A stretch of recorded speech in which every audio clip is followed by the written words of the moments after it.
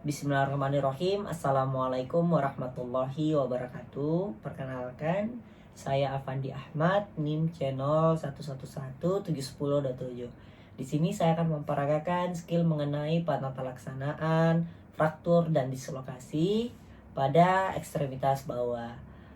Adapun indikasinya yaitu apabila didapatkan pasien mengalami fraktur maupun dislokasi pada ekstremitas bawah.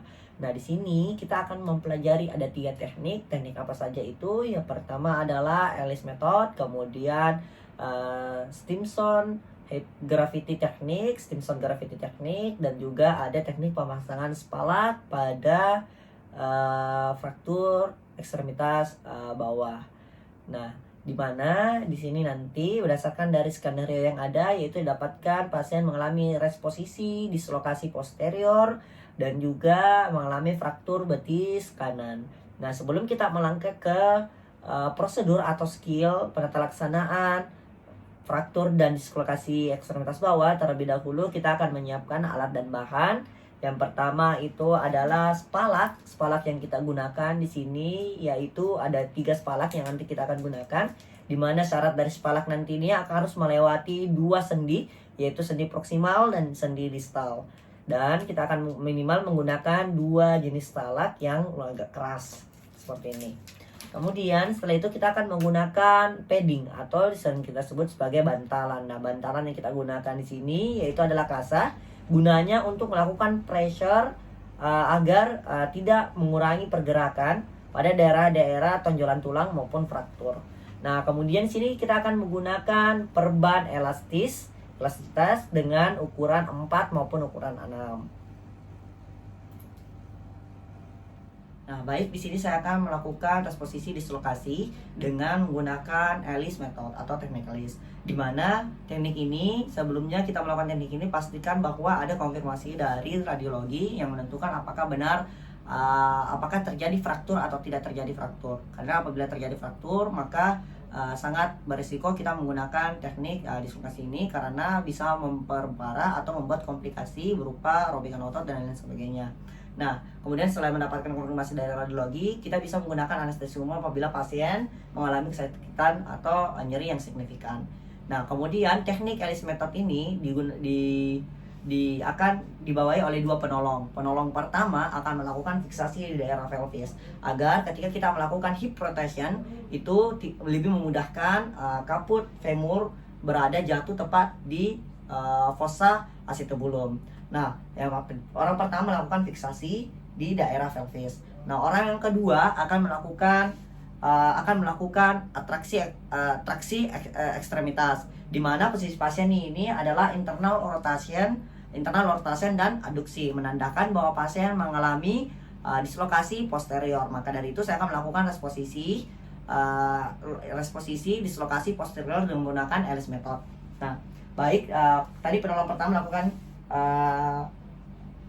fiksasi di daerah pelvis agar lebih memudahkan jatuhnya kaput femur ke fossa acetabulum. Kemudian penolong kedua akan mengangkat atau fleksikan kaki pasien 90 derajat seperti ini. Kemudian menurunkannya menjadi 70 derajat. Kemudian rotasi hip. Kita lakukan traksi hip, rotasi hip eksternal dan internal sampai adanya sensasi bunyi kleng atau adanya bunyi kleng yang menandakan bahwa kaput femur telah jatuh atau tepat berada masuk kembali ke dalam fossa acetabulum. Kemudian apabila sudah ada bunyi itu kita inline position. Nah, yang kemudian kedua yaitu adalah teknik Stimson gravity technique. Nah, yang pertama yaitu posisi pasien yaitu harus posisi pronasi seperti ini. Pronasi seperti ini. Nah, di sini kita menggunakan 2 penolong juga, dan terlebih dahulu adanya konfirmasi radiologi yang menandakan apakah ada fraktur atau tidak ada fraktur. Nah, penolong yang pertama akan melakukan fiksasi melakukan fiksasi di daerah pelvis. Dan penolong kedua akan mengangkat kaki atau fleksikan kaki seperti ini. Fleksikan kaki seperti ini dan memberikan tekanan menggunakan tangan di pada daerah seperti ini. sampai ada sensasi bunyi kleng atau bunyi klek. Apabila penolongnya kurus, kita bisa menggunakan lutut seperti ini. Sampai ada sensasi bunyi kleng, kita tekan kembali seperti ini. Nah, baik, selanjutnya yaitu adalah teknik pemasangan spalak pada kasus terjadinya fraktur di betis kanan dari pasien. Seperti ini. Nah, yang pertama kita lakukan yaitu menyiapkan alat dan bahan, dan di sini saya akan memakai 2-3 spalak. Nah, terlebih dahulu kita harus mendapatkan konfirmasi terlebih dahulu melalui foto radiologi sebelum melakukan pemasangan spalak ini. Nah, kemudian mempersiapkan alat dan bahan dan juga spalak. Nah, spalak ini syaratnya yaitu harus melewati 2 persendian, yaitu proksimal dan distal, dengan keras, bentuknya keras dan sesuai dengan ukuran pasien. Kita menggunakan minimal 2, dan tapi di sini kita menggunakan 3. Nah, nanti 3 spalak ini kita letakkan di bagian distal, lateral dan bawah. Kaki bawah, dari bawah kaki pasien, distal dan lateral. Nah, kemudian kita akan menggunakan juga padding yang sebagai bantalannya nanti. Nah, yang pertama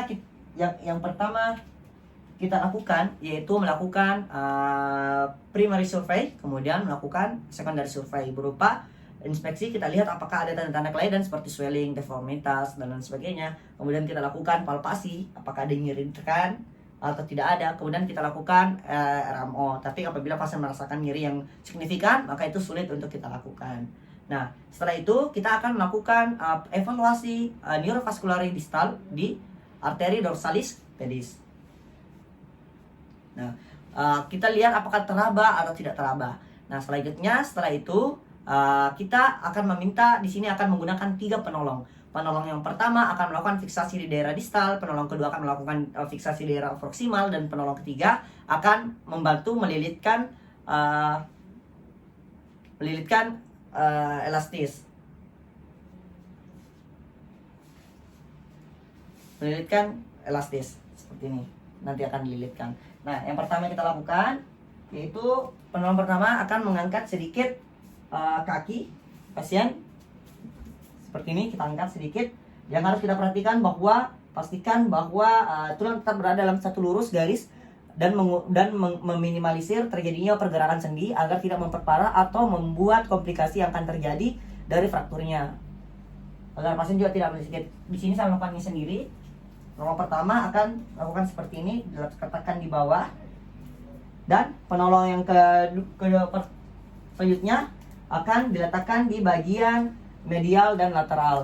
Sebelumnya kita mengambil padding atau kasa untuk membantali tonjolan-tonjolan tulang atau bagian fraktur. Di sini.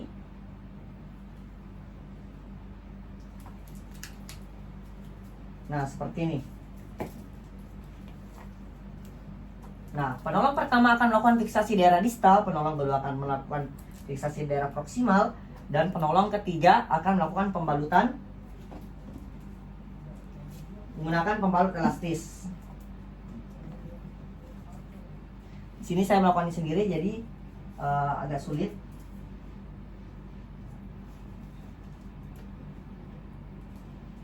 Nah, pembalutan yang kita lakukan yaitu dari distal ke proksimal. Jangan terlalu longgar dan juga tidak terlalu ketat, tidak terlalu erat seperti ini. Nah, yang harus kita perhatikan bahwa pastikan bahwa tetap berada dalam satu lurus dan mengulangi minimalisir pergerakan sendi agar tidak memperparah terjadinya fraktur atau memperparah keadaan dari pasien hingga merasa sangat nyeri. Setelah pemasangan spalak atau bida telah selesai, selanjutnya adalah melakukan evaluasi kembali yaitu neurovaskular distal, yaitu arteri radialis. Kita periksa arteri dorsalis pedisnya, teraba atau tidak teraba, dan kita catatkan hasilnya.